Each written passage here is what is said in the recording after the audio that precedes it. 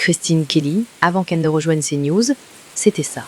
La réalité, c'est que les restaurateurs prennent la main des étrangers pour les emmener faire des papiers, pour les faire travailler dans leurs entreprises. Voilà la réalité. On en a parlé dans tous les JT, dans les travaux publics, dans les métiers de service, les médecins, les infirmières, c'est pareil. Autre point, n'oublions pas la colonisation. Il faut accepter que d'un côté, on est allé les chercher. Aujourd'hui, on les jette, on les vomit, on fait quoi? C'est quoi cette France où il y a la haine de l'autre? On va en Afrique, on va en Algérie, on va prendre les matières premières, on va installer nos entreprises là-bas. On est content de vendre nos Airbus aux pays arabes, mais on veut pas d'arabes. Merde! Un vrai discours antiraciste. Elle s'opposait dans cet extrait à un parterre de racistes dans une émission de Cyril Hanouna.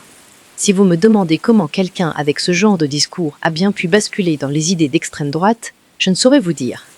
À part le salaire mirobolant que son patron et ami Vincent Bolloré lui donne chaque mois, je ne vois pas du tout. Cet été, elle est allée en vacances en Guadeloupe. Et savez-vous à qui elle a rendu visite? Eh bien, elle est allée voir un ami à elle, un homme qui s'appelle Hervé Damoiseau. Inutile que je vous le présente, les images valent 1000 mots. Voici donc la fameuse machine à vapeur. Ah, c'est ça. Elle est toujours à vapeur. Non. Écoutez, c'était ça, ou continuer de fouetter quelques petits indigènes.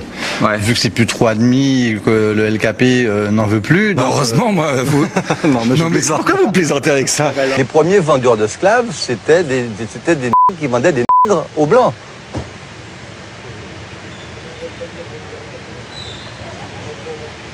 Et puis, puisqu'on se plaint autant de la Guadeloupe et de son système, les Guadeloupéens sont en grande partie sénégalais. Qu'est-ce qui leur empêche d'aller visiter le Sénégal pour voir si on est mieux en Sénégal qu'en France, puisque le pouvoir colonialiste est si désagréable que ça. Et elle est tout sourire. Y a pas à dire. Vincent Bolloré a du flair pour dénicher les petites perles.